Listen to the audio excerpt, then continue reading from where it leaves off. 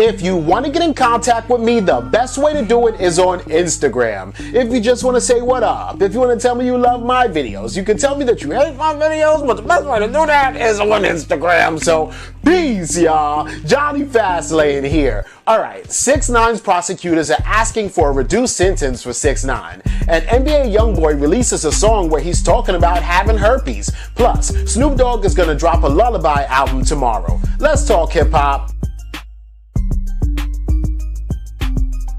Alright, so this whole thing is almost over. Well, at least for 6ix9ine it's almost over because he's about to get released, right? But everybody else from 9 Trey is still locked up. I mean, Shotty got 15 years. Harv got, well, he didn't even get sentenced yet. Mel Matrix got like 13 years or 12 years. Like, people are being sent up, right? So the whole situation is, and of course you guys know that 6ix9ine snitched on pretty much everybody, right? He basically, well, he didn't really snitch on, well, he definitely snitched on people, but the whole thing is that this dude named CEO Chris basically was working with the FBI. He was an informant and he was providing drugs for 9 Trey, right? So he was the one that really got everybody caught up and everything, but since 6ix9ine joined 9 Trey on the tail end of the whole investigation, where by the time 6ix9ine got into 9 Trey, the FBI was already watching them and already was gonna lock them up. So when they seen this rapper come in and start feeding the, you know, the organization a bunch of money, they were like, oh yeah, we're gonna get him, right? So the whole situation is, of course, y'all know they arrested 6ix9ine. They were going to give him 47 years. They scared the shit out of him, and he started working with them the very next day after he got arrested. He basically told the prosecutors who everybody was and their position within the gang, right? Yeah, CEO Chris was going to do that too, but you know, 6ix9ine was able to paint the whole picture, the hierarchy, who people answer to, what happened in Smurf Village, and all that, right? And they actually use wiretaps from like Mel Murder and Shotty, and then also video footage of like robbery that happened at 6ix9ine to make him turn on everybody, basically saying, yo, we have everything that we need, so it's in your best interest to talk to us, right? 6ix9ine cooperated with them, and for that, 6ix9ine's lawyer asked the judge for, you know, time served or a very reduced sentence, right? So they also asked the judge if they could have the trial date for the sentence set to be December 18th and not like sometime in January, because I think it was supposed to be actually January 20th, 2020, right? So they actually pushed it up because they said that 6ix9ine wants to be out of jail by Christmas, and it seems like everybody's on board with that. So just yesterday, actually, the prosecutors themselves, who actually were prosecuting 6ix9ine and the rest of 9 Trey, wrote a letter to the judge requesting that they go light on 6ix9ine, right? So what that basically means is that the prosecution is down with it. I think the judge is down with it. Of course, 6ix9ine's lawyer is talking to the judge like, please, let's just get time served or whatever that is. So basically, on December 18th, which is next week, potentially the judge can say, okay, 6ix9ine, you get a year and a half in jail, right? But since he's already been in jail for a year and a half, basically he'll be like, oh, would you look at that? It's been a year and a half, and then boom, he walks out of jail that same day, right? Or the judge could be a complete asshole and say 10 years, 6ix9ine. The judge can do whatever they want at the end of the day, but since everybody's talking and kind of working with each other, I'm guessing that probably 6ix9ine is gonna, maybe not out of jail by Christmas, but definitely out of jail by New Year's, right? Which is crazy. So that means, yeah, man, like a month from now, this nigga, Tekashi 6ix9ine, will be back in the streets walking around, right? And he said he's not taking protection. He said he's not gonna go into witness protection. He's gonna have pay millions of dollars for mad security for him and Jade, right? And it's gonna be crazy. He also plans on jumping right back into the rap game. And remember, he signed like a $10 million deal, legend has it, right? He signed a $10 million deal for 2 albums, one Spanish album and one English album while he was locked up. So, yo, all this is crazy, and we're gonna see. We're gonna see how this plays out. Let me know what y'all think about this in the comments.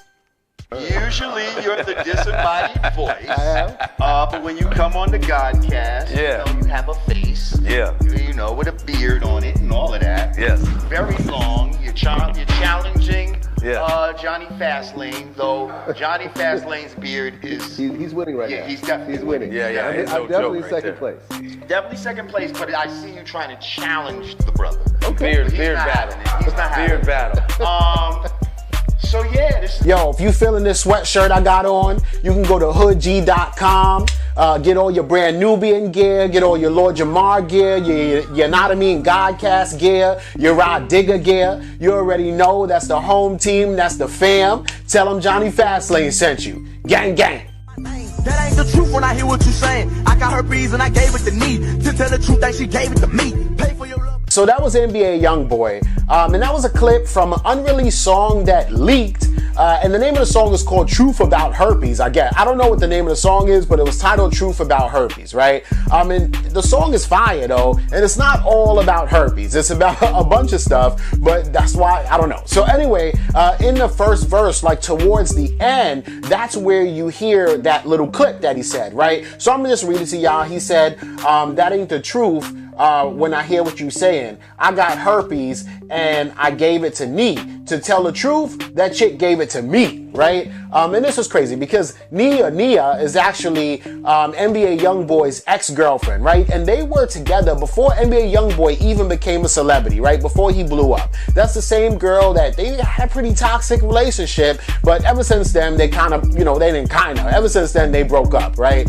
And they've been broke up for probably the most of 2019, right? But the whole situation is, and I know that NBA YoungBoy didn't want this song to come out, but he still talked about it in his music, right? And you can't fault rappers for really talking about personal stuff in their music because that's how a lot of people deal with stuff. It's therapeutic, but it's just crazy, right? So first of all, we all kind of do know that NBA YoungBoy has herpes, right? We weren't sitting there in the doctor's office with them when the doctor told him, but basically NBA YoungBoy is a very transparent rapper and artist. So when he was told that he had herpes, he just basically was like, oh wow, I have herpes, okay, and then told us, told the fans, which is pretty insane because most rappers won't do that, and there are other rappers out there with herpes and other diseases, and they ain't telling nobody, right? But anyway, so this leaked, we all heard it, this was very, popular and trending today, so of course his ex-girl, Janae, heard it too, right? So she basically was like,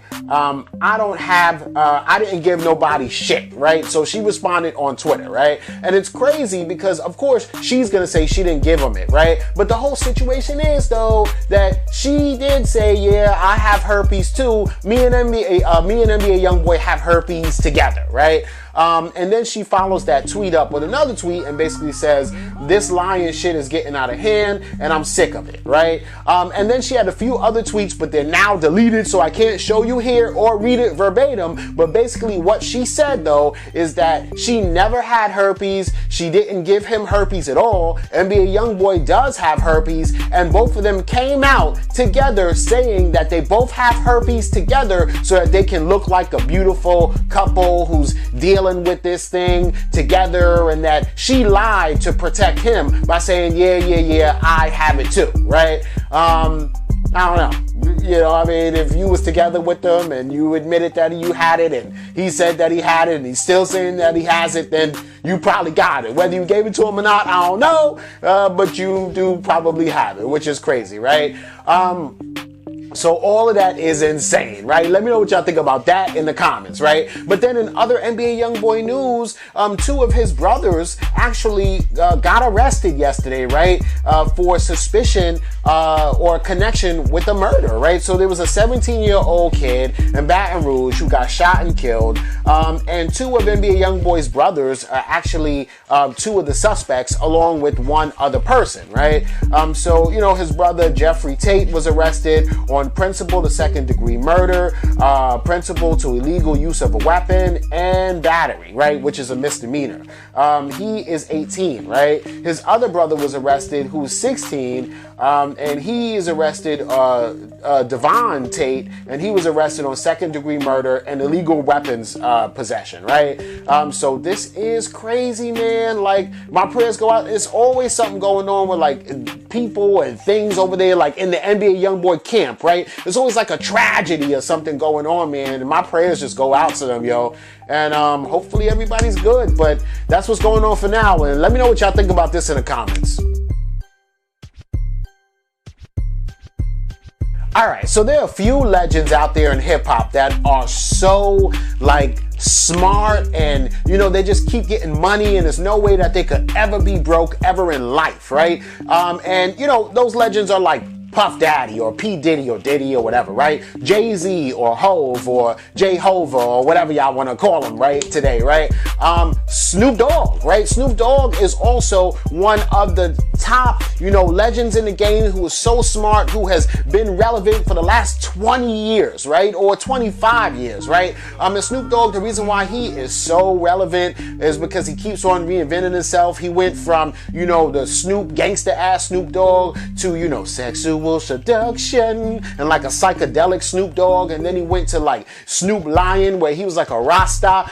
He was hanging out with you know, Martha Stewart. You know, I mean, Snoop Dogg is probably one of the most famous people in the entire country. No matter, you know, if you are into country music, if you are into hard rock and roll, if you're a hip hop head, if you one of these, you know, niggas that listen to like, I don't know, Lil Xan and all them people like that, you still know who Snoop Dogg is, right? And this is fire because Snoop Dogg keep reinventing himself, right? He done came out with mad different kind of albums. Yeah, he came out with a reggae album. Yeah, he came out with mad rap and hip hop albums. Yeah, he came out with a gospel album. But tomorrow, Snoop Dogg is dropping a lullaby album, right? And this is crazy because he's basically doing renditions of his old songs, right? His classic music, and turning them into lullabies, right?